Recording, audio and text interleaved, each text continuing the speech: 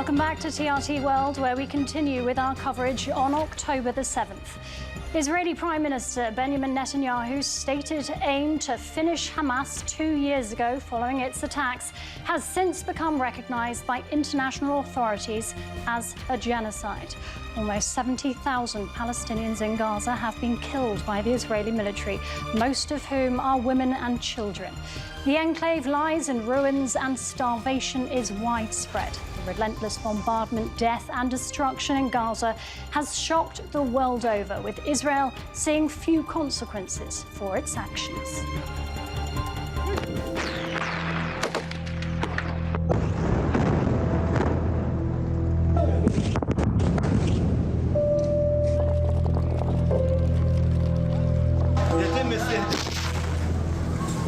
This is the shame of our time.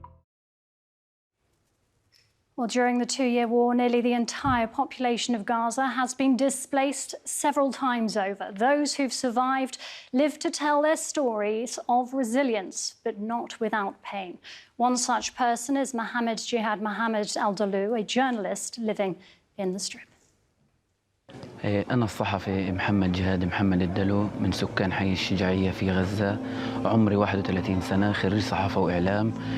كنت قبل الحرب أشتغل صحفي رياضي، ولكن بعد 7 أكتوبر وبداية الحرب على قطاع غزة محمد اختلفت حياته لدرجة 180 درجة. محمد بطل يصور، الملاعب كلها سكرت وصارت مراكز للنزوح، صار عنده شغلات جديدة. من الشغلات الجديدة هذه في بداية الحرب اللي هو النزوح المتكرر داخل مدينة غزة. نزحنا داخل مدينة غزة يمكن 8 مرات تحت القصف. بعد ال8 مرات هدول اشتد القصف واشتد العنف واشتد استهداف المدنيين واشتد استهداف كل إنسان عايش في داخل مدينة غزة. وصلنا لمرحلة إنه محمد وأهله ينزحوا على الجنوب.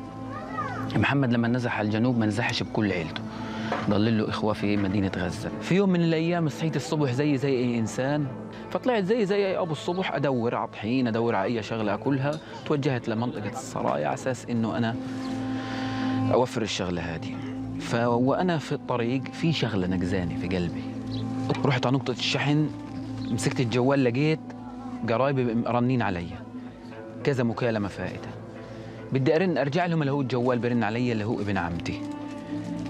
لسه برفع الجوال وبحطه زي هيك على ودنا له، بقول لي الحق تعال ودع ابوك قبل ما يدفنوه. وصلت غاد يابا، بطلع لنا لقيت واحد ملفوف كله في وجهه زي هيك، بحضن فيه وبس لقيت جنبه فيه جثث. مين هدول؟ انتوا قلتوا لي ابوك بس. هلا بقول لي هي اخوتك كمان وولاد عمك وبنت عمك. ما عرفتش مين اودع، صرت احضن في اللي قدام. مش شعور لا ارادي، الواحد مش عارف ايش يعمل. انت في لحظه مش عارف مين تودع، ابوك، اخوك، اخوتك، ولاد عمك، بنت عمك اللي عشت معهم اجمل لحظات حياتك. في لحظه هيك كلهم تفقدهم في لحظه. ايش السبب؟ ايش عملوا هم؟ الكلمه الاخيره اللي بدي اوجهها انه احنا بنتمنى انه كل انسان عايش في قطاع غزه يتعامل معامله الانسان، يعيش حياة كريمة تتوفر له. إحنا ما بدنا نعيش بس عشان ناكل ونشرب ونشرد من مكان لمكان، الخيمة مش مكاننا. Well, let's cross over to our Gaza correspondent Ashraf Shannon now. He's standing by with a panel of guests who, like Ashraf, have now been living this war for 2 years. Yes, I have 2 guests, Mr. Nabil Al-Khaldi, resident of the Gaza Strip, and also Mr. Mohammed Al-Qattawi, a human rights worker with the Al-Ata organization. Mohammed, I'll start with you. Talk to us about the difficulties facing the health sector, the people with disabilities, and breastfeeding women, and so on. Actually, from our observation in the field, we find that the most vulnerable people and forgotten victim from the civilian victim who are the people with disabilities, and the people also with the chronic diseases and cancer patients. Those people, in addition to all, suffer facing from the normal people. They're suffering multiple 3 times in comparing with the other normal people. In the condition of absence of assistive devices, wheelchairs, hearing aid, they suffer become much higher because they rely on these devices. And because of the collapsing of the health sector, the staff, the paramedics, the medical staff are exhausted, the equipment are destroyed, hospitals not fully functioning, medicine are absent from the... And of course, even before the war, during 17 years of blockade, Gaza was suffering already, even before the war. But the circumstances nowadays become much harder. These conditions make the patient and the people with disability facing life-threatening condition on a daily basis, in every single day. We heard some witnesses from people with disability who are moved to shelters. They reduce their intakes, food intakes, because they are unable to go to the toilet, to use toilet. So they use the other choice by reducing their food intakes because they won't be able to go to toilet.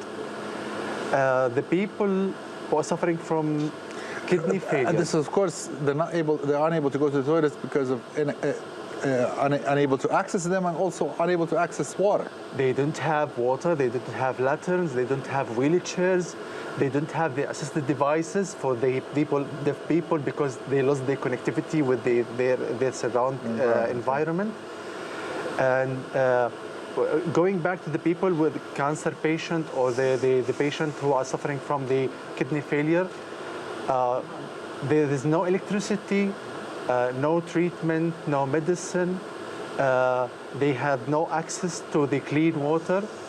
So they are dying because the stop of treatment. And also I would like to highlight on another critical issues related, and which is heartbreaking crisis regarding to the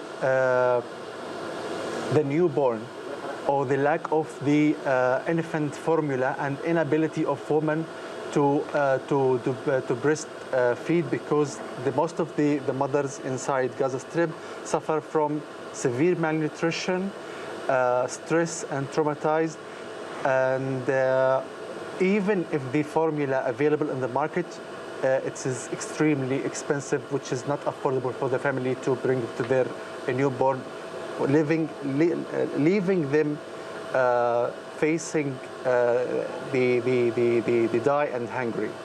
Thank you very much for the last answer to you, Nabil. Yes. Just make it short, please. Yes, yes, well, allow me to speak about every aspect of life which is collapsed. We have fully collapsed life, livelihood is collapsed, the life is paralyzed, you can't access anything. Even, by the way, we have very nice beach here in Gaza. We have about 50 kilometers of coast here. We are not allowed to access, where the fishers cannot access fishing in the sea, and the policy adopted by Israeli government was to reach more and more catastrophic situations. And allow me to focus on the starvation we faces, as no thing was allowed to enter Gaza. And they may make a big lie when they make airdrop from planes, and a lot of goods, a lot of aids, a lot of assistance was dropped into the sea. Instead of taking from the sea fish, the sea took from us. And also I want to talk about the borders. The Gazan people want to leave Gaza for medicine, for education, for visiting others. They are not allowed. The crossings are completely closed. Neither border of Egypt, neither the sea nor the air checkpoint or another points through Jordan, through West Bank. So the problem here is being more and more complicated. The situation is being more and more worsening. The humanitarian situation is being more and more difficult. And allow me, Mr. Ashraf, also to talk about every aspect of life, every minute of life. But despite all the difficulties, despite all the complicated situation, the people don't want to lose the hope.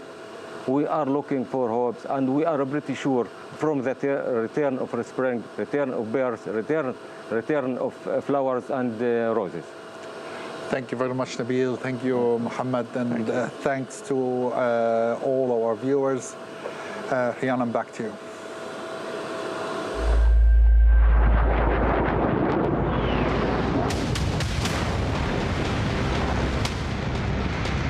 Israeli warplanes continue to pound Gaza, imposing a complete blockade.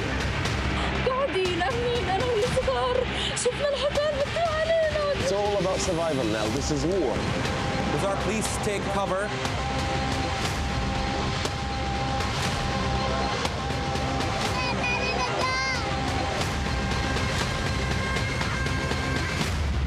No escape. Voices from Rafah on TRT World. Many inside and outside Israel say a peace deal could mean the end of the far-right coalition headed by the country's longest-serving prime minister. In the past 2 years, the country's been increasingly criticised and isolated. Army reservists are refusing to serve. The economy suffered and society's divided. Mohammed Al-Qasim reports. Nearly 2 years since the October 7th attacks, Israeli society remains fractured.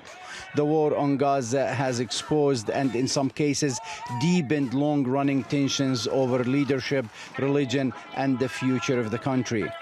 Mass protests have continued for months. Tens of thousands of Israelis are demanding Prime Minister Benjamin Netanyahu take responsibility for security failures and for the handling of Israel's war. Critics accuse him of dismissing their anger and clinging to power. The division within Israeli society is serious and has clearly emerged on the issue of judicial reform. It has also manifested in major disagreements, even within the right wing itself. Consequently, this division has led to a real clash. If October 7th had not occurred, we would have seen real and violent shocks within Israeli society. Society is moving towards extremism.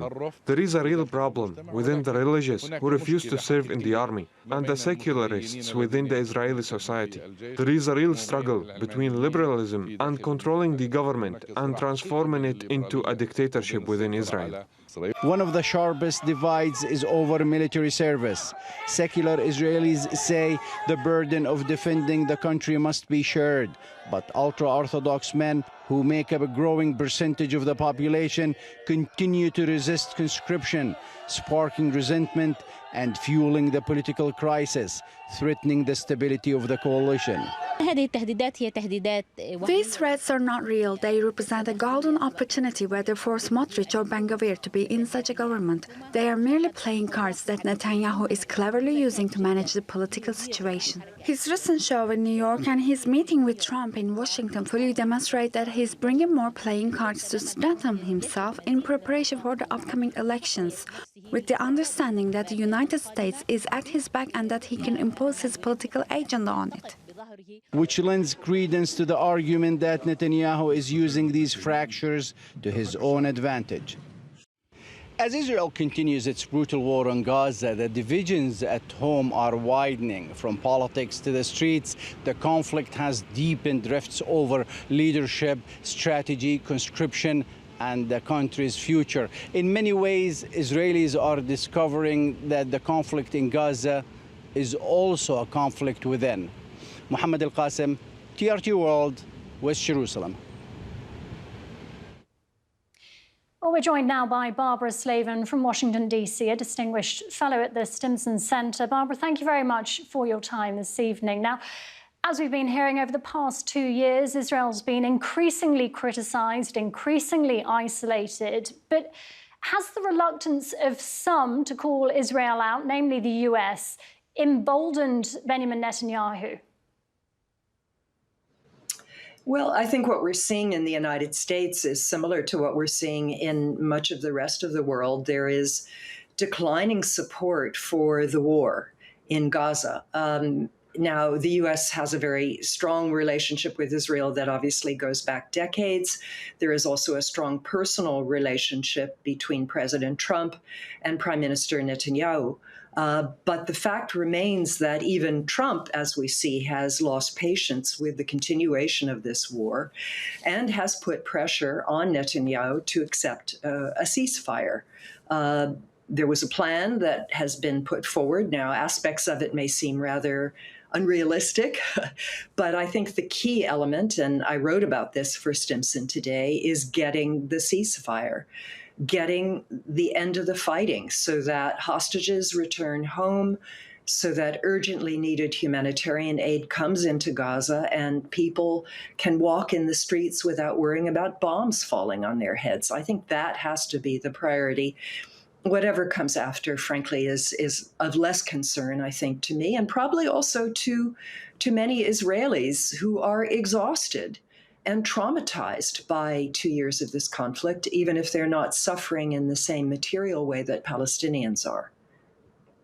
And Barbara, on the ceasefire plan, just how hopeful are you of it this time and its viability, given that we've seen so many fail so far?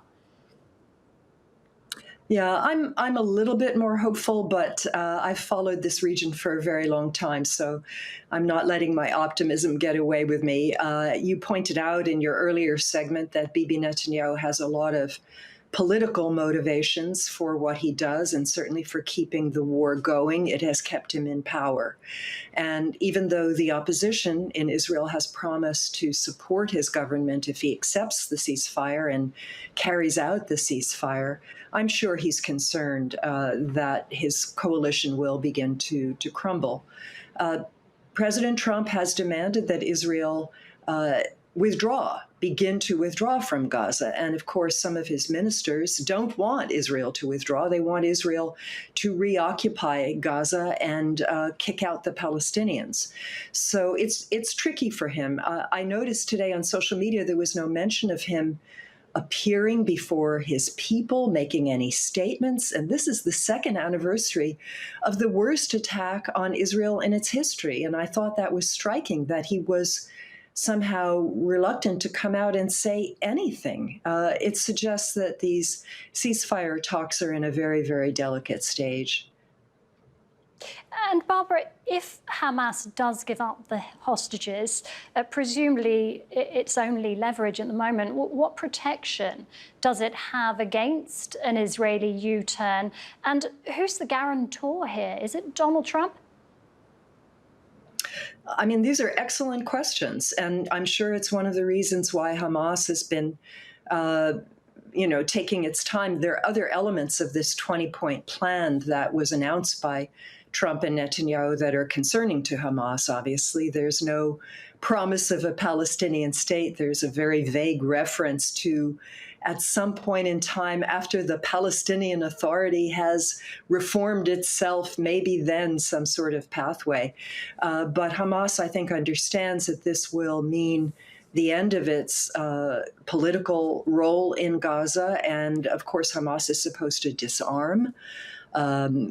There are many questions, but Hamas will get in return a number of Palestinian prisoners and Palestinians who have been detained by Israel over the last 2 years. So, I mean, that is a concrete achievement. And Hamas retains some support, certainly, maybe not so much in Gaza, because people are so furious at what's happened to them, but maybe in the West Bank, which is also suffering a great deal and where there has been a lot of violence. Even more violence over the last 2 years. So, you know, I think it's still possible that this goes through, but every step of the way is going to be fraught with peril. There is no announcement in the plan of what happens if you know, either side breaks its word, what happens then. And I worry about Donald Trump and his attention span. I mean, will he really be able to stay absorbed in this? Will he follow it through? Will he make sure that this ceasefire sticks? These are questions that we all have, assuming we get a ceasefire. Or will he change his mind yet again, Barbara? Thank you very much for your time and for your thoughts here on TRT World. You're welcome. You're welcome. Well, as Barbara pointed out there, it's not just Gaza suffering at the hands of Israel, it's also the occupied West Bank and occupied East Jerusalem. Let's head over to our correspondent Mohammed Al-Qasim now, who's standing by with a panel of guests. Thank you, Rian. And our comprehensive coverage of Israel's 2-year genocidal war on Gaza continues. And here with me, Hind Khouri, former Palestinian Authority minister and ambassador, as well as Dr. Thayer Abu Ras, political analyst. And I'll start with you, Thayer. There is so much that has been talked about and said about Israel's internal divide following its war on Gaza back on October 7th, 2023. How serious is this divide in Israel? Oh, it's a very serious divide, and it's actually been exacerbated by the events of October 7th.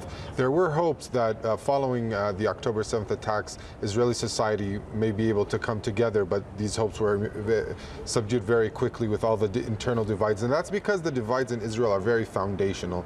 They have to do with identity. They have to do with how Israelis perceive themselves, the extent of Israel's democracy, the extent of liberalism within Israel. These are issues that touch to the very core and narrative of Israeli society.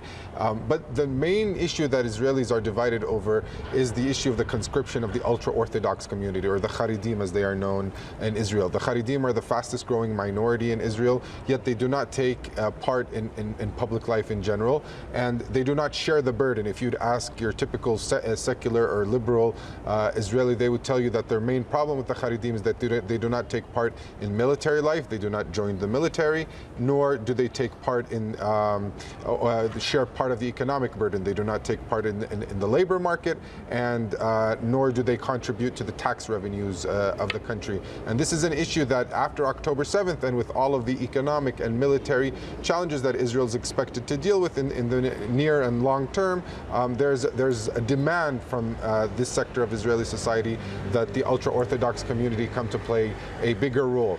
Now, the current coalition government led by Prime Minister Netanyahu and nationalists in Israel in general take a more moderate approach towards this issue because they see them as representing the Jewish identity of the state, and that they have a special role to play as a religious Jewish community in a Jewish state. So this divide and Israel's perceived lack of strategic achievements, especially vis-a-vis the Gaza Strip, will play an even bigger role because it is now expected that the Israeli army will have to increase in number. Where are these people going to come from? Especially that once again, this is the fastest growing demography within Israel. The number of Israeli soldiers that potential Israeli soldiers from this community each year could reach thousands and thousands, and Israel will never be able to utilize them, for example, let alone the economic challenges that await this country. So we truly are talking about a conundrum that Israel will have to face for years and years to come, and it does not look like it will be able to solve this issue. Another conundrum here, Mrs. Ambassador, that Israel is facing, which it never really faced in the past, getting its side of the story out to the world easily and convincingly. Israel never had to work hard at selling its narrative. That has changed since October the 7th. Initially, Israel has had its way with the narrative, but that has changed. The Hasbara, the Israeli propaganda, seems to have failed since then. Why do you think that is the case? And Israel does acknowledge that they have failed the PR war. What has changed this time is basically that the images coming out of Gaza have, by natural law, has challenged the image that Israel always projected of itself. You know, Israel is the victim of the Holocaust, victim of the anti-Jewish Europe, victim of terrorism, and all of a sudden, it's not, the Palestinians are basically the victims and not the terrorists necessarily.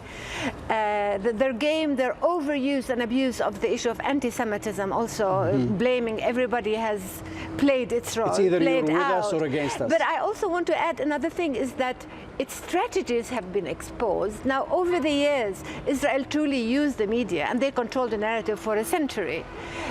But what has been exposed is their use or abuse of political figures, either by blackmail or by other means, bribes perhaps, but also their use of theology. I think it is a very, very strong element with the support of the evangelical Christian Zionists in the US to the Israeli position over now decades, a very strong support and very important one. Also, their use of the dual citizenship is coming into the question now, because many Americans or Europeans or others are both, they're Jews, they're both Americans or European, and also Israeli, and these people end up serving in the Israeli army or in cases spying, and these things are coming out especially in the social media, and also the issue of citizenship, and again, I would say the abuse of politics is coming out very, very strongly, even though their influence on Congress remains strong so far. Remains strong indeed. And Rhiannon, despite what Prime Minister Benjamin Netanyahu tries to project to the world that Israel is united, obviously it's not, and it's unable to sell its narrative as it used to be. Rhiannon?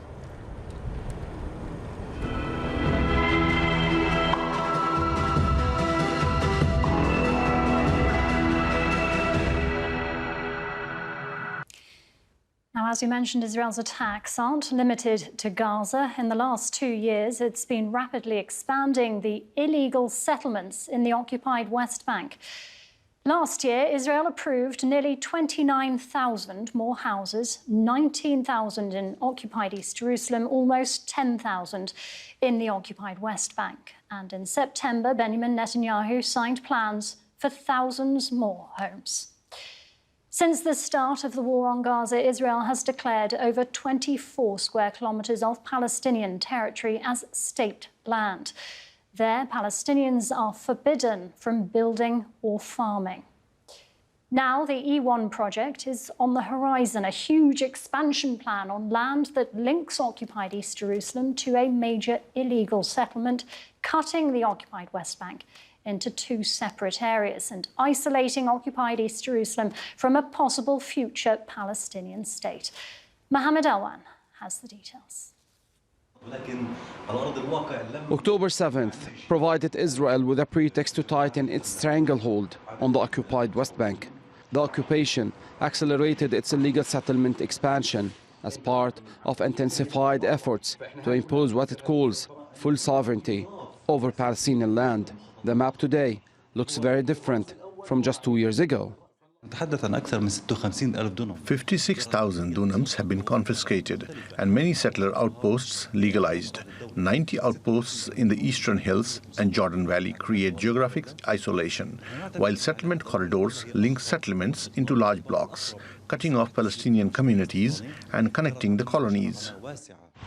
This is the main entrance to Ramallah, an Israeli checkpoint with an iron gate that shuts daily at 4 p.m., restricting Palestinian movement. Every day at this checkpoint is misery. Long queues, harassment, IDs taken, cars searched. And I have already been stuck here for 45 minutes, moving inch by inch. And when the clock hits 4, the gate slams shut. No one gets through. Once I was right at the gate and they still refuse to let me in. This is daily life under occupation. While the Israeli army maintains control, illegal settlers launch unprecedented attacks on Palestinians. Fethi has been caught in both. Soldiers shoved me into a jeep and bet me. The officer said he'd hand me to settlers. And he did. Blindfolded, I was dumped and attacked. Hours later, he moved me again and bet me for 2 hours. Then he took my shoes and forced me to walk barefoot on thorns bleeding back to my village. As we head north, Israeli control over Palestinian land is clear. Illegal settlements spread across the hills. Iron gates block the entrances to villages, and settlement expansion looms next to Palestinian homes under constant military watch. Analysts say Israel is fast-tracking settlement expansion by reviving old plans and drafting new ones. Illegal settlers are no longer just residents. They've become an organized force working with the army to tighten control of the West Bank. Nearly 780,000 illegal settlers now live in the occupied West Bank, with numbers set to rise. Meanwhile, 44,000 Palestinian refugees have been forced from their homes in Tulkarem and Jenin. Over the past 2 years, more than 18,000 Palestinians have been arrested. 11,000 remain behind bars, and over 1,000 have been killed. Amid the violence, resilience remains the Palestinians' only hope for freedom. Mohammed Alwan, TRT World, Ramallah, the occupied West Bank. Well, let's get more on this and hand over to our colleague Zena Tahan, live from Ramallah in occupied West Bank. Thank you, Rhiannon. We've been covering all aspects today of marking Israel's 2-year genocide in the occupied Gaza Strip. We've been talking about several things here in the occupied West Bank, where Israel's annexation policies have only increased. And with me, I have the expert and Dr. Ibrahim Rabai'a, who is the professor of international relations at the University of Bir Zayt. Dr. Ibrahim, I'd like to start with pre-October 7 and the peak of normalization between Arab governments and Israel. And now we see mass protests not only around the world, but also by Arabs who are disagreeing with this normalization. Do you think we are going to see a shift in these governments' policies? I think so, and we noticed that because one part and one of the excuses, for example, for some normalization experiences, for example, the Arab Emirates, was related to stopping the annexation of the West Bank before. And again, the Arab Emirates raised the same issue recently, and it said clearly that what happened in Qatar, for example, and what is happening in the West Bank and what is happening also in Gaza is a threat for the mature relations and the official relations between both sides. The people everywhere in the Arab world are not accepting now any kind of normalization, and the region is redefining Israel as a threat, security threat, collective security threat for all of the countries in the region. Do you think that the Arab governments, I mean, like the UAE you just mentioned, it's already signed normalization agreements, and now we are already seeing annexation on the ground. Do you think that this is really a red line for them, or are these just statements to appease the people? I think it's not related to people, because there was some kind of commitment from the American administration, from the Israeli government in this issue. And you know, the issue is not related only to one country. Now we are noticing some kind of collective politics in the region, some kind of organized Arab Islamic initiatives related to this. And I think in politics, in terms of popular opinion, also this will be more clear if there is any kind of failure in the negotiations which is ongoing in Egypt now. Okay, on the negotiations and the ceasefire deal, do you think that there will be attempts to try and get assurances for the possibility of a Palestinian state? Is that on the table right now? I think the Arab countries are trying to do so. Turkey also joined today the negotiations, and there is a serious attempt to do so because the region is trying to reach a final solution, at least commitment in a final solution, and investing this opportunity to do so. And I think this could be possible if there is American pressure in terms of its relation to Israel. We know there are many barriers, mainly in the extremists of Israel, but I think the American decision is the final. Do you think that right now we are already in de facto annexation in the occupied West Bank? This was some kind of the Israeli vision, Smotrich and Ben-Gvir, Netanyahu vision, to create a new de facto in the West Bank and make it impossible to go to the table to discuss any kind of final solution. I think the region, the international support, the recognition wave which happened last month, I think it made this difficult again. There is some kind of disappointment in the Israeli politics and Israeli political society for what they can see like failure in these attempts. This is one. The second hand, this kind of annexation, the status quo, the de facto annexation, is nothing new. You know, the West Bank was occupied before Oslo Accords. So the legal situation in the West Bank now is more difficult for Israel after, you know, the international, the UN resolutions, the committees, what is happening in the recognition issue. So I think the annexation now is not de facto. It is not the future of the West Bank. The future of the West Bank is political, not on the ground only.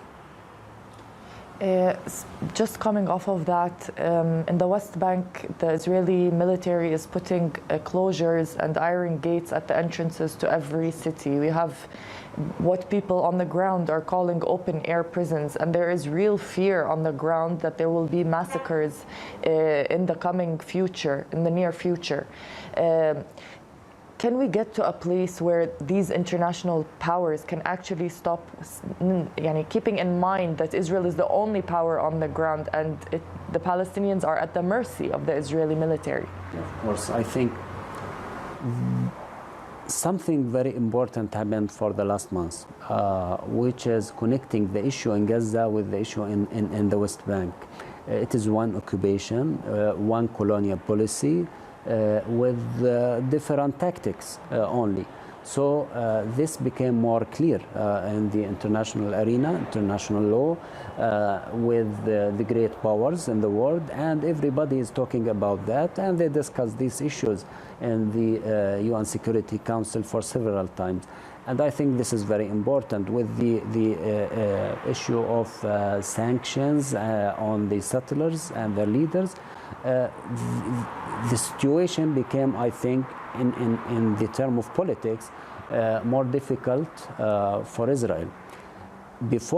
Maybe before 1 year, Israel tried to invest the situation in Gaza to do changes on the ground in the West Bank. And now the eyes are more open on the West Bank and what is happening on the ground. So I think there is more barriers on the Israeli policies, and this maybe mutual roles between the settlers and the army, their army, the situation became more serious for the international players and more difficult for Israel.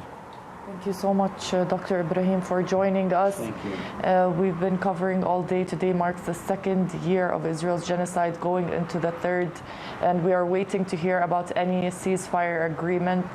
Back to you, Rhiannon, in London. US President Trump has said he has strong hopes his 20-point Gaza peace plan will happen. Hamas and Benjamin Netanyahu have agreed to most of the proposal, which involves an immediate end to the fighting, a hostage prisoner swap, and the gradual withdrawal of Israeli troops from Gaza. Speaking whilst meeting with Canada's Mark Carney, Donald Trump said the deal has international backing and the US will continue to support it.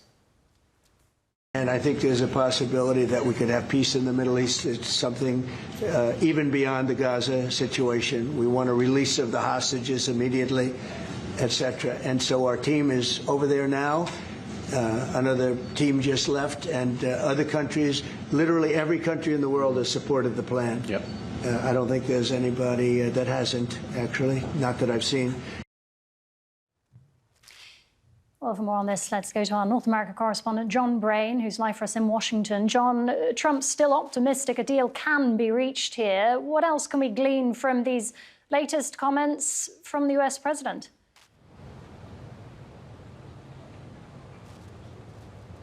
Well, I don't think we can glean much about the talks themselves. I think that's sort of out of our scope at the moment. We don't really know what's going on behind the closed doors.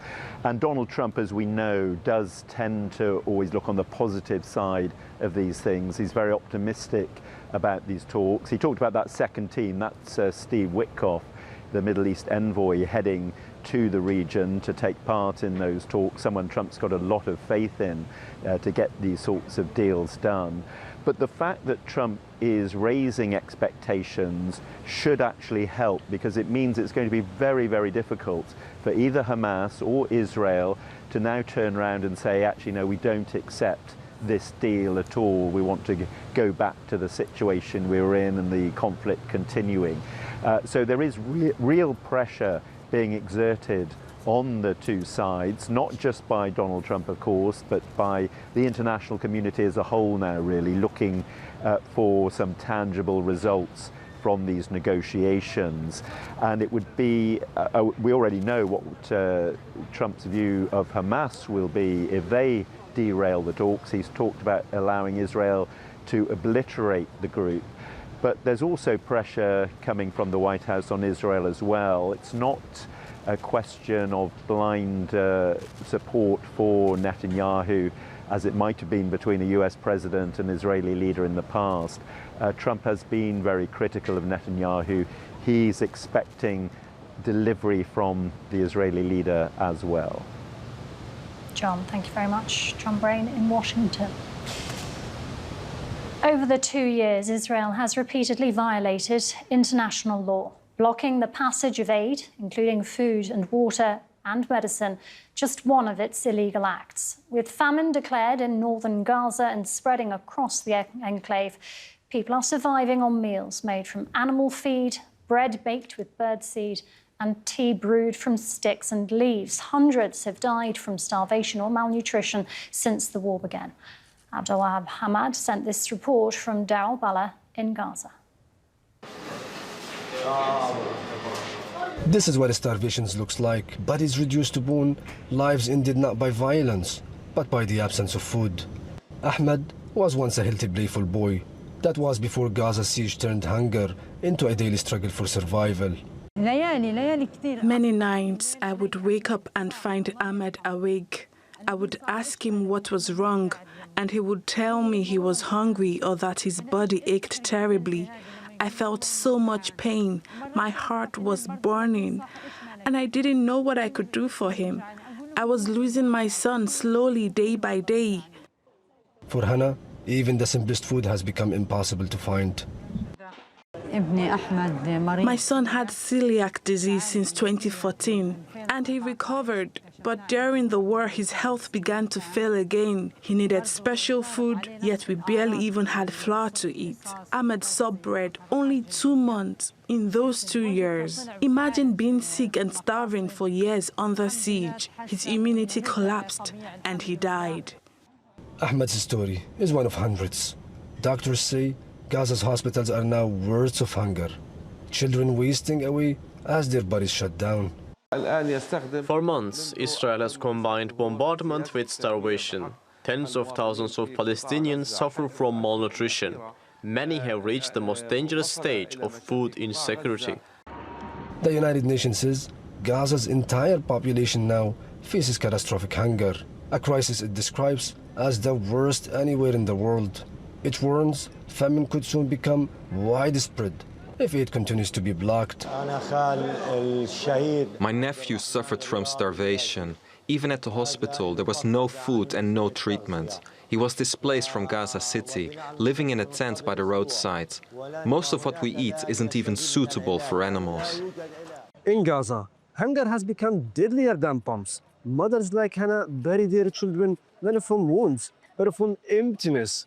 Abdul Wahab Hamid, TRT World, Gaza. And Abdul Wahab Hamad joins us live now from Deir al-Balah in central Gaza. Abdul Wahab, an unimaginable 2 years for Palestinians. Tell us what's left of Gaza.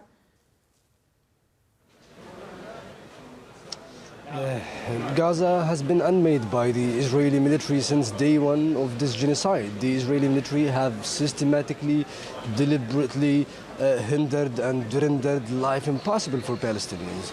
Just a couple of minutes ago, I was speaking with a young Palestinian groups. They told me that they hate this life. They hate the hell Israel created here in Gaza. They hate the community kitchens. They hate the only hot meal they get from this community kitchen. Rice for almost 6, 7, 8, 9 months. Every day rice and rice, some pasta without even tomato paste. They hate this. Israel have created here a hell for most of the residents here in the Gaza Strip. The entire population have been pushed into extreme hunger. That is emergency level 3, the phase 3 of the IPC. The body that confirmed famine in Gaza, almost 1 million have reached emergency phase 4. This phase is malnutrition phase. Another almost 500,000 Palestinians have reached emergency phase 5 of the IPC. From Gaza City, the famine-stricken city, those people are more likely to die from starvation if immediate intervention is not made with them. Hospitals are overrun, they're piling with wounded and patients. The situation here is apocalyptic, or as the United Nations puts it, beyond catastrophe, beyond imagination. Palestinians here continue to say our plight is unimaginable, Rhiannon. The situation continues to get more difficult with the time as Israel... Yes, Rhiannon. Apologies for interrupting you there, Abdul Wahab. 2 years ago, what's really struck me 2 years on is that 2 years ago, when I was speaking to correspondents in Gaza, you often spoke of the hope that Palestinians still clung on to. You'd always refer back to this hope that Palestinians had. What's the mood then now? Is there hope left? How much optimism is there surrounding these latest ceasefire talks? Hope is the last evil. I have spoken with dozens of Palestinians over the past few days about this ceasefire talks. They were super positive about it when Donald Trump's only shared that social media post about Hamas response, saying it's unprecedented and asking for the immediate stopping of the Israeli bombardments on Gaza. But at the same time, the repeated Israeli statements, the Israeli statements on a daily basis that we want to maintain some sort of control over Gaza, and we want to stay in positioning in Gaza, all of this makes a big headache here for Palestinians in Gaza. It reminds them that this will continue. It reminds them that their displacement will continue, unrelenting, unending, and endless. This is how they describe it. Now, those statements are really confusing them, especially statements from the United States President Donald Trump.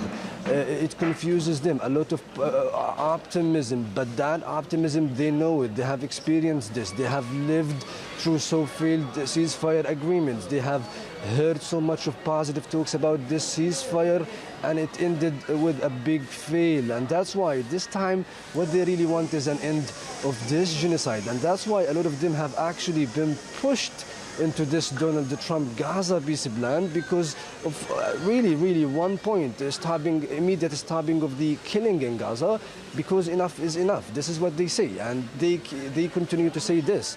They continue to come here to the journalists asking about the ceasefire. Is it really happening? Is it fake? People here are very simple and have been traumatized for so long, Rhiannon, and that's why they want only to hear one thing: ceasefire is soon. That's it. Indeed. Abdul Wahab, thank you very much, as always. Abdul Wahab Ahmed, speaking to us live there from Deir al-Balah.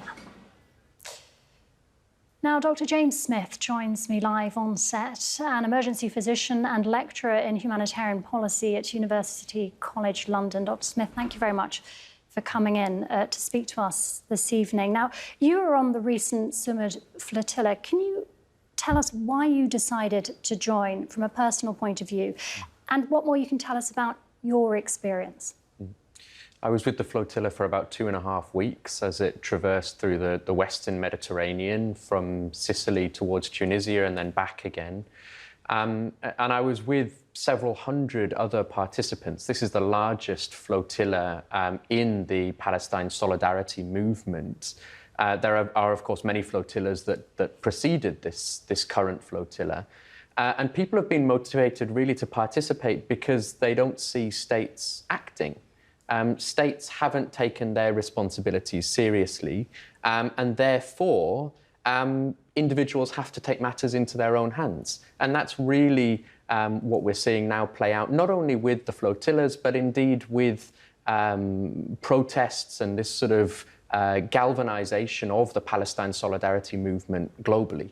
What does it say that so many hundreds of activists and aid workers and doctors were willing to take part in this flotilla, like I say, worldwide, and willing to risk taking aid to the enclave because of this continued Israeli blockade on aid getting in?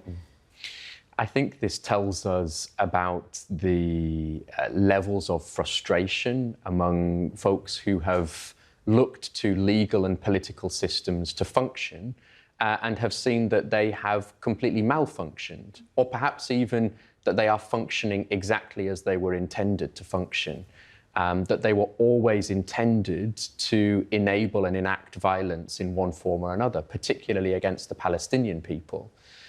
What we're also seeing, though, what it tells us is that the Palestine solidarity movement is globalizing and is arguably at its most vibrant and engaged as it has ever been.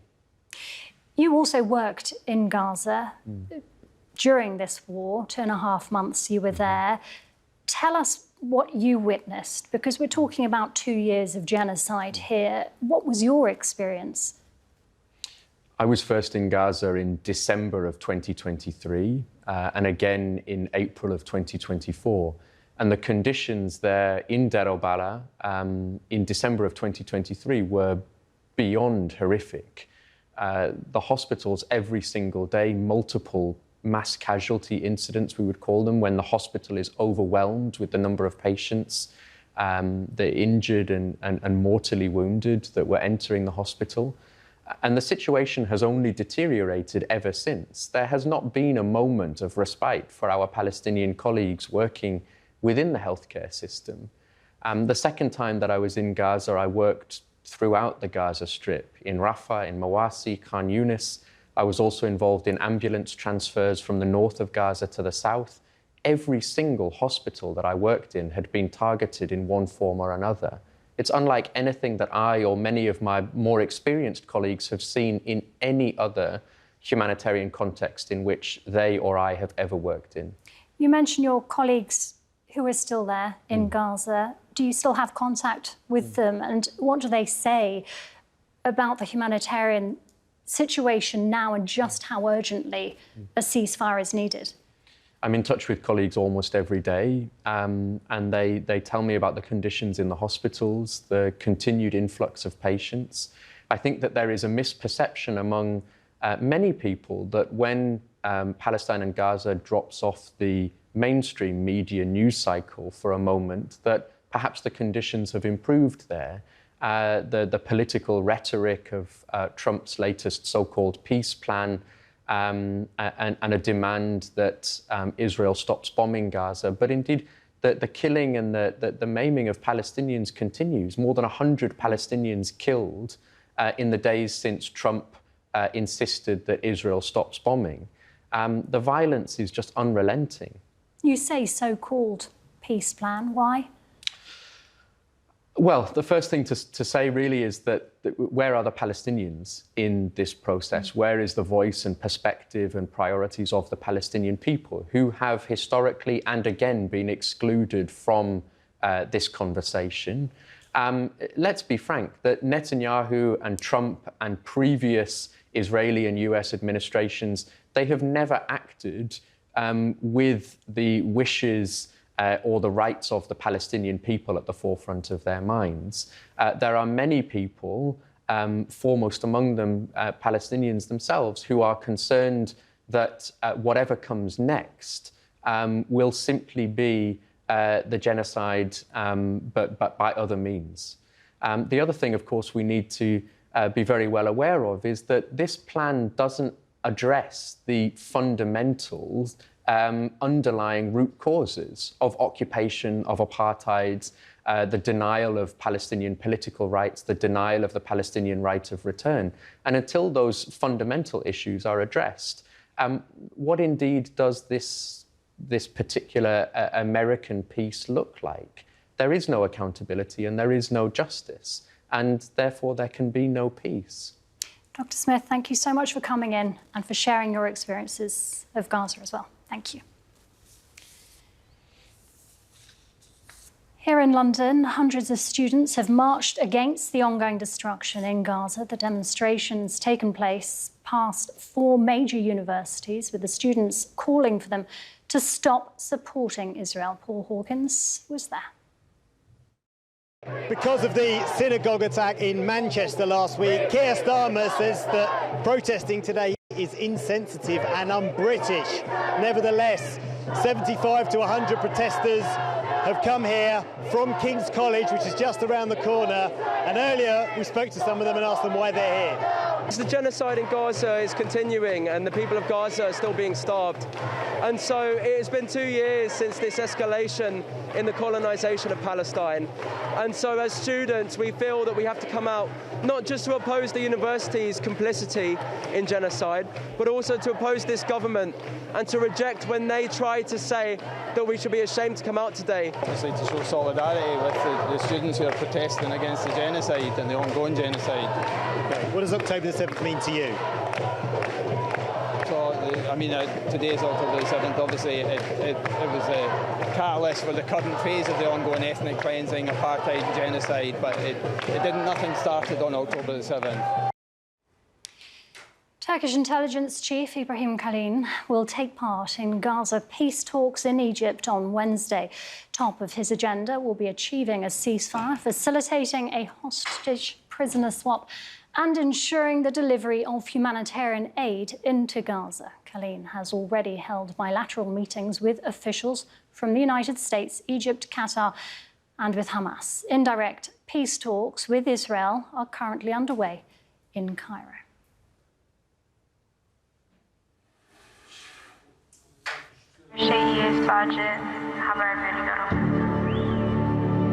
When the world turned its back, she stood up. From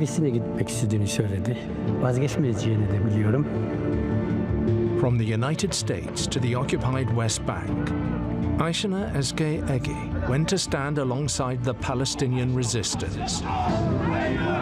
She was prepared for the risk of being arrested or being hurt, but I think the idea of being killed was so unprecedented for an international volunteer. A young life full of promise, cut short by an Israeli sniper. She was lying, dying under an olive tree.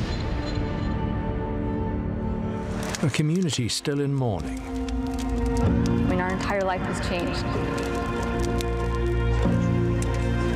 And fighting for justice. Ben bir çiçek yetiştirdim.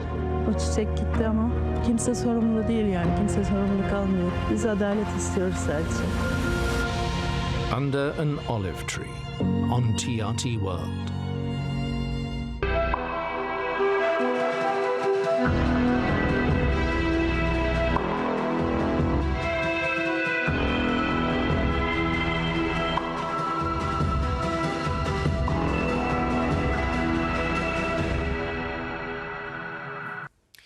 Since the start of Israel's war on Gaza, troops have regularly struck hospitals and blocked medical aid from entering the Strip, forcing doctors to perform operations without anaesthetic. The collapsing healthcare systems, overwhelmed with casualties from indiscriminate bombardment, and Israeli displacement orders have forced many Palestinians to flee their homes multiple times over. TRT World's Ashraf Shannon reports on the plight of Palestinians over the past 2 years. Since the start of Israel's war on Gaza, there has been a lack of water, electricity, food, and fuel. Families are fleeing from the northern Gaza Strip after a forced evacuation of more than 1 million people. Hospitals are overwhelmed, operating at over 200% capacity, with severe shortages of medical supplies, oxygen, and essential medicines. Many patients wait hours, sometimes days, for treatment, while displaced families struggle for shelter and basic necessities. As you can see, Al-Aqsa Hospital is now completely full with patients and wounded. We have been forced to place them in the hospital courtyards, both inside and outside, because there are no available beds due to the severe overcrowding. There must be immediate intervention from international community and the humanitarian organizations to provide protection for medical staff and hospitals in the Gaza Strip. Israel's assault on Gaza and the blockade of aid makes access to medical supplies a daily struggle.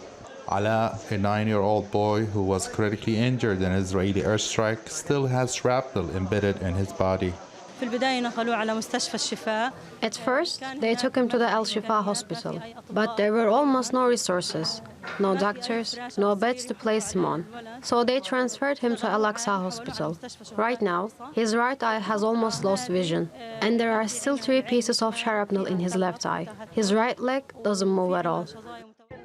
Families escaping the ground assault struggle to find shelter.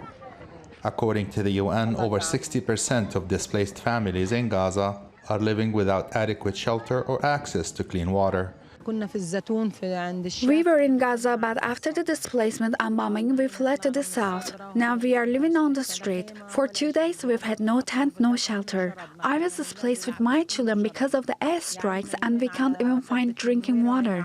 My husband and children are unemployed, and we have nothing. Gaza's electricity and water networks have been devastated by Israel's war. 2 years on, Gazans continue to suffer because of the war. The infrastructure has been destroyed, and families continue to suffer from constant displacement. Ashraf Shannon, TRT World, Gaza. Well, let's go back to Gaza now and speak to Abdul Wahab Hamad, whose life was in Deir al-Balah. An unimaginable 2 years for Palestinians. 67,000 people killed, mostly women and children. What strikes you most about this war 2 years on, Abdul Wahab? Hell, people here call it hell, call it diabolical, they call it nefarious, they call it a nightmare. Since October the 7th, over 90% of the entire population here have been pushed into this unrelenting cycle of displacement and loss, and that continues. And as it continues, the difficulties, the suffering inside tent refugee camps continues, and it gets more difficult by the hour, not even by the day. More than 1,200,000 Palestinians are either staying inside the United Nations run shelters and compounds or inside those tent refugee camps, where the site management group here report, Rhiannon, that 0.5 meter square is the only available living spaces now for Palestinians in Gaza. Over an 82% of the enclave is under the Israeli control, while the remaining is actually under the Israeli quad captors' control, where Israel have pushed here everyone into those little spaces. 18% of the enclave that have pushed everyone here into the streets, literally. Dozens of thousands of Palestinians now are living in the streets. They pitch up their tents, they buy plastic sheets. One plastic sheet costs around $250. To make a tent, this makes it up for almost $1,000. People here are so poor, have lost their jobs, have lost their everything, but they continue to say that we want an end to this because they want to live in peace, dignity. They deserve this. They're resilient, very resilient, but at the end of the day, they're human beings. Their movement has been dictated since day one of this war. They feel like they are being treated like pieces on a cheese board. And this is what makes everyone here very insane. They really want an end to this genocide. They're fed up, exhausted. We can see their faces full of hopelessness, helplessness, really tired of this unrelenting cycle of displacement and loss. They come here to the hospitals for medicine, but there are no medicines because of the obstructions of humanitarian corridors, where Israel also blocks the entry of so much medicine, much needed medicine. At the other hand, Rhiannon, more than 12,000 patients, cancer patients, they wait for their medical evacuation. They want to receive a treatment that they deserve. This is also obstructed from time to time. Israel they allow around 200 to 300 Palestinian patients to leave the strip. It is really difficult, and the trauma and the mental toll, especially on the children at the same time, is just immense, unimaginable, Rhiannon. Abu Wahab, as always, thank you very much. Now, over the 2 years, Israel has repeatedly violated international law, blocking the passage of aid, including food and water and medicine, just one of its illegal acts. With famine declared in northern Gaza and spreading across the enclave, people are surviving on meals made from animal feed, bread baked with birdseed, and tea brewed from sticks and leaves. Hundreds have died from starvation or malnutrition since the war began. Abdul Muhammad sent us this report from Deir al-Balah. This is what starvation looks like. Bodies reduced to bone, lives ended not by violence, but by the absence of food. Ahmed was once a healthy, playful boy. That was before Gaza siege turned hunger into a daily struggle for survival. Many nights I would wake up and find Ahmed awake. I would ask him what was wrong, and he would tell me he was hungry or that his body ached terribly. I felt so much pain. My heart was burning, and I didn't know what I could do for him. I was losing my son slowly, day by day. For Hannah, even the simplest food has become impossible to find. My son had celiac disease since 2014, and he recovered. But during the war, his health began to fail again. He needed special food, yet we barely even had flour to eat. Ahmed saw bread only 2 months in those 2 years. Imagine being sick and starving for years under siege. His immunity collapsed, and he died. Ahmed's story is one of hundreds. Doctors say Gaza's hospitals are now words of hunger. Children wasting away as their bodies shut down. For months, Israel has combined bombardment with starvation. Tens of thousands of Palestinians suffer from malnutrition. Many have reached the most dangerous stage of food insecurity. The United Nations says Gaza's entire population now faces catastrophic hunger, a crisis it describes as the worst anywhere in the world. It warns famine could soon become widespread if it continues to be blocked. My nephew suffered from starvation. Even at the hospital, there was no food and no treatment. He was displaced from Gaza City, living in a tent by the roadside. Most of what we eat isn't even suitable for animals.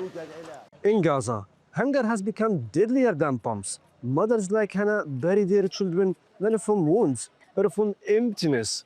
Abdul Hamid, TRT World, Gaza. Mads Gilbert is a Norwegian doctor who spent time working at Gaza's Al-Shifa hospital, and he joins us live now. Mads, thank you very much for, Dr. Gilbert, I should say, thank you very much for your time speaking to us here on TRT World. Now, like I say, you have worked at Gaza's Al-Shifa hospital. You've had a lot of experience in international humanitarian work throughout your career. Is this the worst situation that you've been confronted with in your career to date?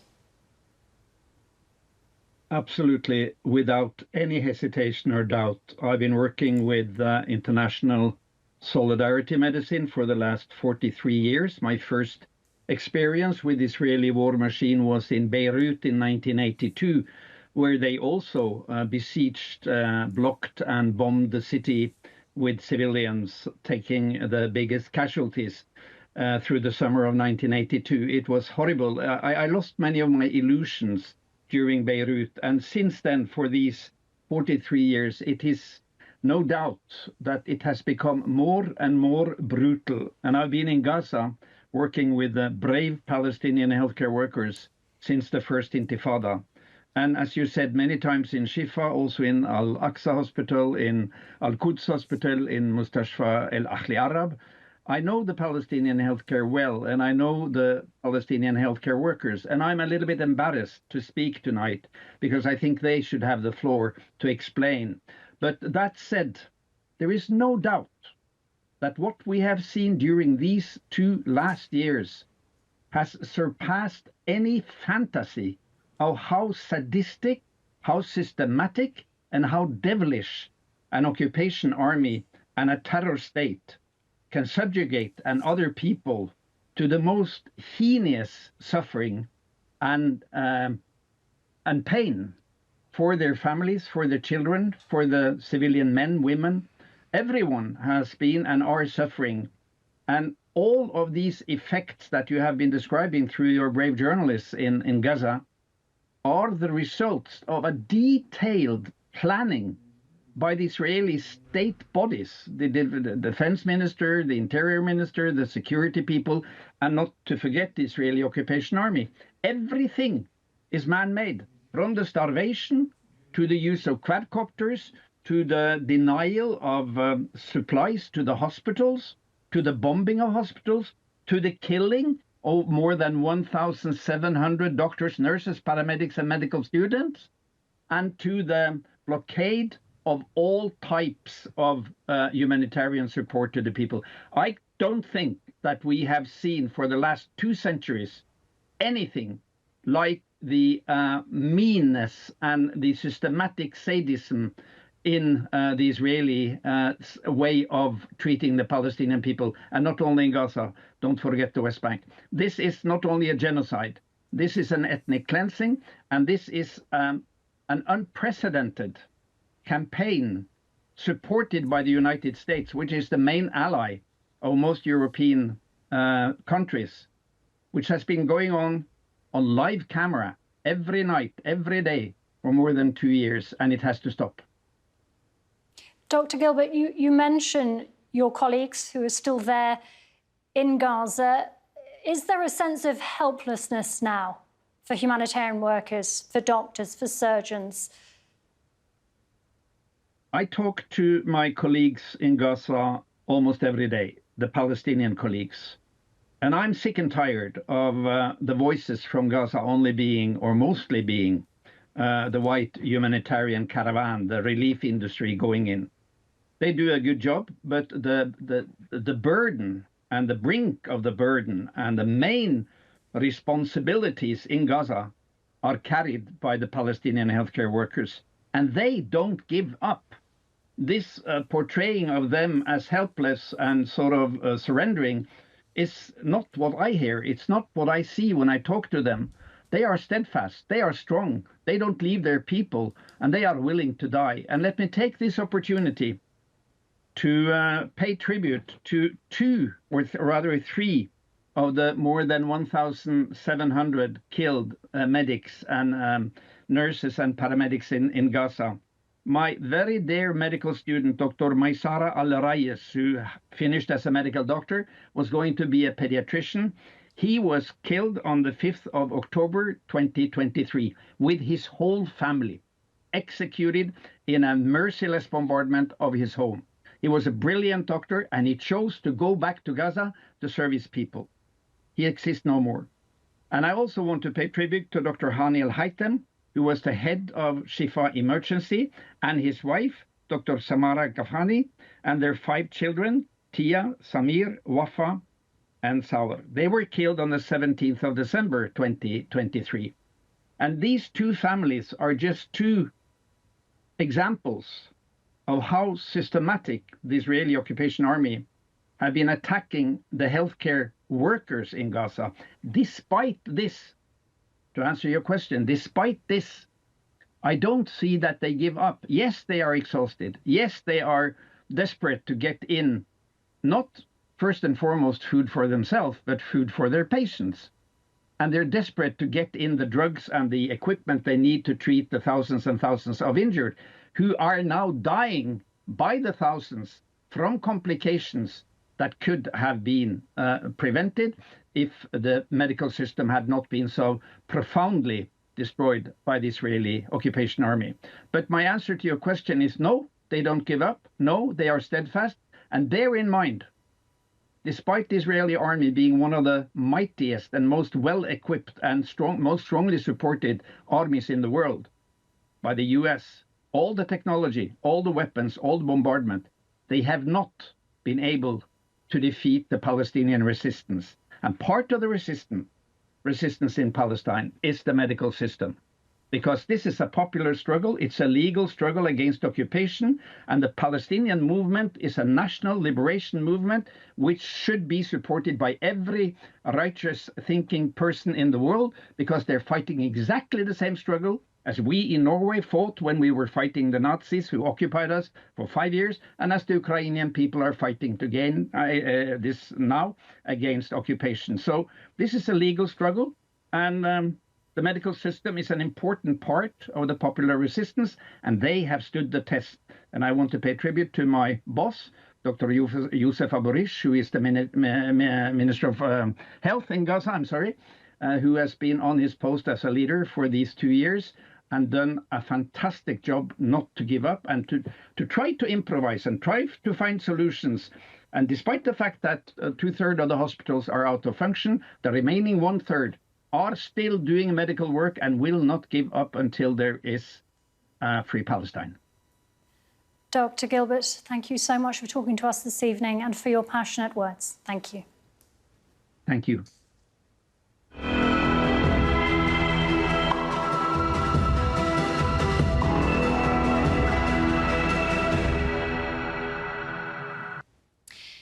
US President Trump has said he has strong hopes his 20-point Gaza peace plan will happen. Hamas and Benjamin Netanyahu have agreed to most of the proposal, which involves an immediate end to the fighting, a hostage prisoner swap, and the gradual withdrawal of Israeli troops from Gaza. Speaking while meeting with Canada's Mark Carney, Donald Trump said the deal has international backing and the US will continue to support it. And I think there's a possibility that we could have peace in the Middle East. It's something even beyond the Gaza situation. We want a release of the hostages immediately, etc. And so our team is over there now.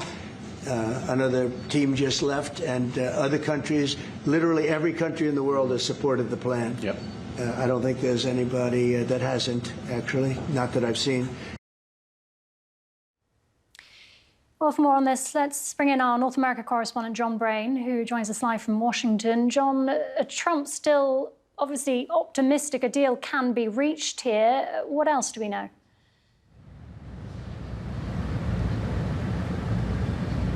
Well, yeah, Trump very positive indeed. That second team he talks about, that's Steve Witkoff, the Middle East envoy, Trump's favoured negotiator who's heading out to Sharm el-Sheikh to join in these talks. He wasn't present on day one. That's one of the reasons for Trump's optimism. He believes his A-plus team, as he calls them, are now involved. That also includes Jared Kushner, Donald Trump's son-in-law.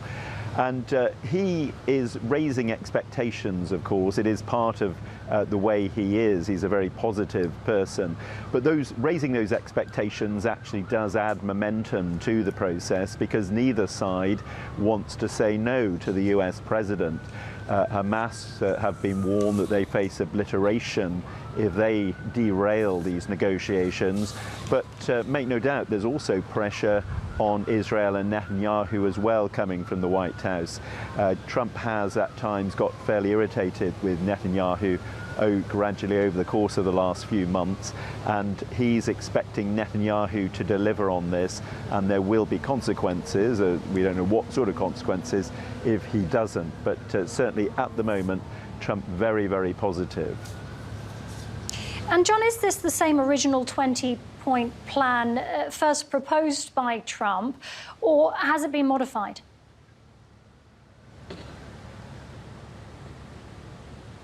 Well, we don't know what's going on behind closed doors in Sharm el-Sheikh. Most experts don't think that the 20 points can survive in undiluted form. And of course, there's already been criticism from the Hamas side that the 20 and the Gulf states, the leaders of the Gulf states, that the deal they thought they'd agreed with Donald Trump in New York is different. When Netanyahu came to the White House, he asked for changes to those 20 points, and those regional leaders say that has actually changed the parameters of this deal.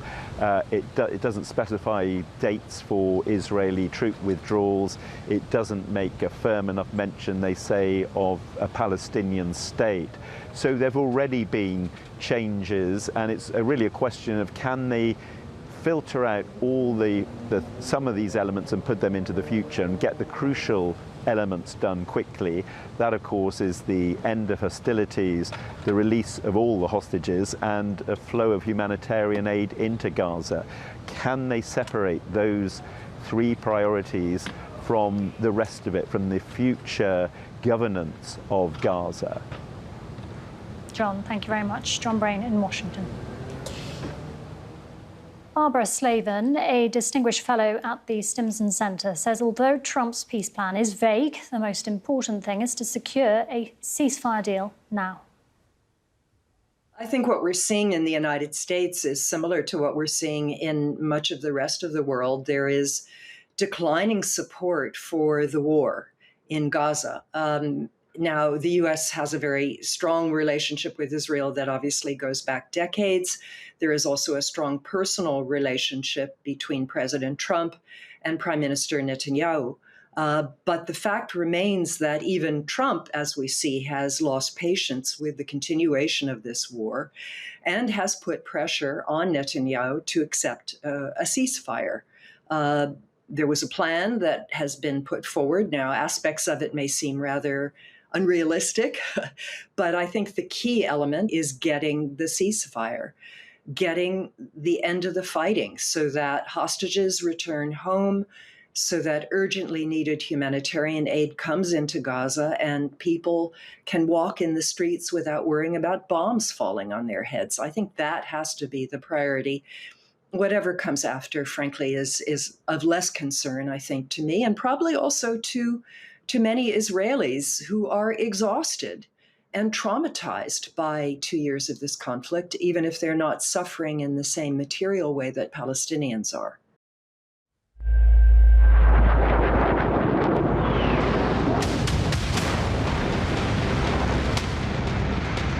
Israeli warplanes continue to pound Gaza, imposing a complete blockade.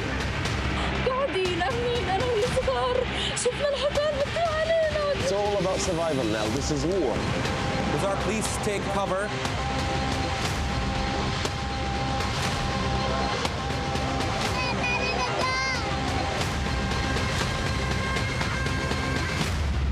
No escape.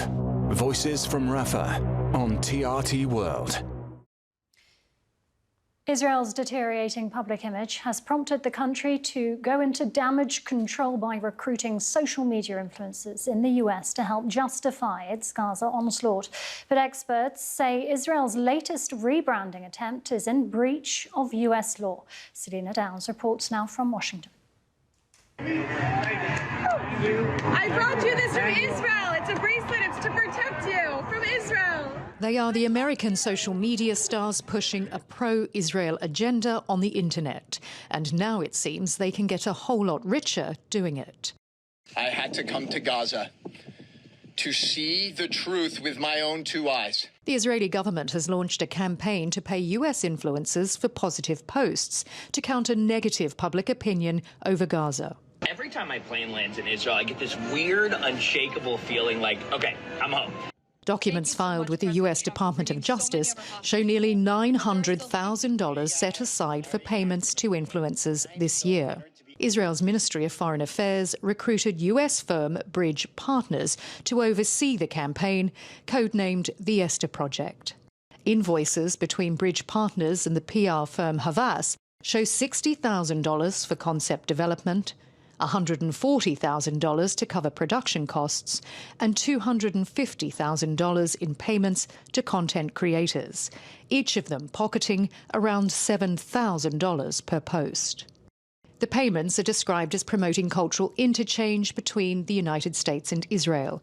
And while the files don't name specific influencers, the Israeli Prime Minister Benjamin Netanyahu recently hosted a number of social media stars in New York, telling them they were vital weapons in the information war. We have to fight with the weapons that apply to the battlefields in which we're engaged. And the most important ones are the social media. We have to fight back. How do we fight back? Our influencers. Critics say the payments violate US law because under the Foreign Agents Registration Act, influencers recruited by foreign governments are required to disclose their names and if their content is sponsored by Israel. Trita Parsi is Executive Vice President of the Quincy Institute, which broke the story. The Israelis have lost a very large amount of the American public, both Democrats and Republicans, because of the ongoing genocide. And instead of addressing that, the attempt here is to pay people to post things on social media in favor of Israel. They're not just relying on this. They're doing many other things as well, including having some of their allies buy TikTok, by control over CBS News, etc. The effort essentially is deprive the American public or the global public of news and what actually is happening on the ground. Supporters say it's legitimate advocacy. Critics call it propaganda. Either way, the filings show Israel's determination to change the narrative of this war. Selena Downs, TRT World, Washington. Well, to discuss this and more, I'm joined in the studio by Ashish Prashar. He was an advisor to the Middle East peace envoy and political strategist for the Biden campaign. Ashish, thank you very much for coming into the studio this evening. Let's start with Israel's purported attempt at damage control. What do you make of that? I mean, it's too late. 2 years of a genocide. We've all watched dead baby after dead baby after dead baby on our TikTok, Instagram, whatever else, even with mainstream Western media suppressing everything and actually propagating Israeli lies all through this, from the BBC to CNN. Yet the public in all those countries have been on their social media platforms and watched this genocide happen in real time and watched the lies of their own media and their politicians. It's too late. They can buy TikTok, they can pay influencers $7,000 per post, they can do all these things, they can buy every TV network. The problem is you only have to look at the streets. You just watched Italy have a general strike where millions have marched. The flotilla got seized. Millions across Europe are marching. They've lost the world popular opinion already. You've seen even in America, which is the most propagated market, the market that Benjamin Netanyahu himself cares so much about, right? He personally leads those PR efforts. He goes to meet influencers. He did that podcast tour, if you remember, in his last visit to Washington, where he met with all these right-wing podcast shows. He knows American public opinion is the most important thing to him to continue his genocide in Gaza and his expansion of Israel's project. And he's even lost the American public opinion, which shows how late they are to this game. Now, does that not mean they're going to control more of the narrative? Yes. But the thing is, people already know that's about to happen and have found other platforms, other ways to communicate, and frankly, have gone back to the street to actually mobilize, to actually communicate to each other in real life about what's going on in Gaza. So the effort is really dangerous. It's really scary when you think about what could be going on that we can't see. That's the dangerous part here. Whether it's suppression in the United States or God knows what they're going to do next. They've used every type of weapon in Gaza to exterminate people. That is dangerous. But they've lost the public opinion battle completely, and they can't stop mobilization against them.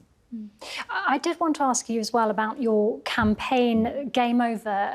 How far has it got? Tell us a little bit more about it, because you've got some big names behind it as well. Right. So the interesting thing, going from that subject to this, is this how delicate suppression is, right? So we launched the campaign with this huge billboard in Times Square, right, which is probably the heart of Zionism in the world, right? So we launched a billboard that said, Israel is committing a genocide. Football federations, do your job and boycott them. Benjamin Netanyahu's office had that pulled down. That shows you that connection to their PR, that the PR is so important to them in America. Where we are with this campaign, within days of that billboard and a European-wide campaign, both with PR and, yes, big names like Richard Falk in the human rights world, John Dugard, former ICJ judge, Gary Lineker, artists like Bobby Vallon. We had a massive collective of people you wouldn't bring normally together on this, demanding Football Federations act. We drove UEFA to nearly a vote to suspend them. Now, they used the peace talks that Donald Trump announced to actually to stop the progress of that. But as you can see, a lot of that's unraveling, right? And also, our reminder to them last week, we published a letter from 30 former ICJ judges, ICC prosecutors, and human rights commissioners at the UN. Genocide and a ceasefire don't go hand in hand. Here's the key thing we reminded them of. Just because the bullets and bombs stopped at World War II, you still prosecuted Nazis for the Holocaust. And if the bullets and bombs do stop, and I think that's very unlikely given Benjamin Netanyahu's commitment to continuing the extermination of Palestinians to his own cabinet, if they even stop, though, they still should be held accountable for this genocide. And that means, like the Nazis who didn't play football, like the Germans didn't get to play football for 8 years after World War II, they should not be allowed to step foot on our pitches in Europe, anywhere else in the world. And we believe UEFA will take a vote in the next couple of weeks. Because here's the other thing. Here's what the campaign did. Nearly every federation that sits on the UEFA Executive Committee wrote to UEFA demanding they kick Israel out. That has never happened before. That is real power. Turkey, Ireland, Italy, Norway, no one wants to play them. No one wants to play them. And the club game, here's the real key thing also. Maccabi Tel Aviv are in club football. They have to tour Europe. How are those games going to go ahead? We are already seeing scenes in Italy that are, people want to tear the city down. And the idea of an Israeli football team turning up in any of these countries right now is going to be uncontrollable for domestic politicians, security forces, everything else that goes hand in hand with that.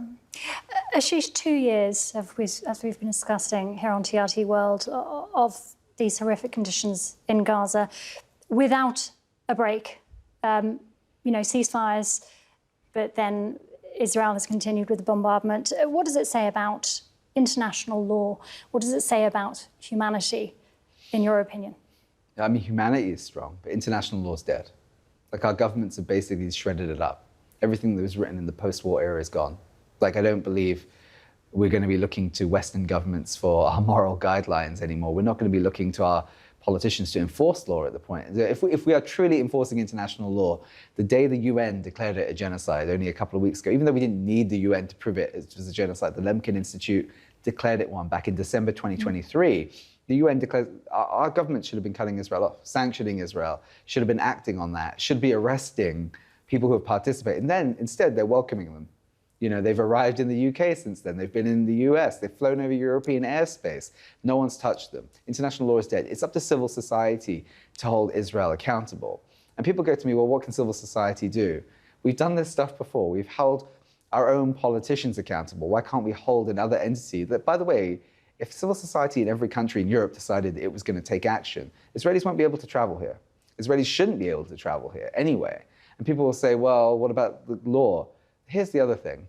We've signed every treaty under the sun that should help us enforce the Genocide Convention, help us enforce the Rome Statute. We are culpable right now because we're not doing any of that. In fact, I would argue the police in every country that is stopping people from preventing this genocide, the public who've tried to block ports that have shipped weapons, the public that have sabotaged planes to stop weapons going there, they are actually heroes. They're enforcing international law, whatever's left of it. In fact, the police, the Metropolitan Police, take that in the UK, are currently complicit. The commissioner himself, every time he orders an arrest of someone trying to prevent weapons getting to Israel, he is complicit. And actually what we need to do is civil society needs to turn on our governments and demand they step down if they are not going to enforce international law.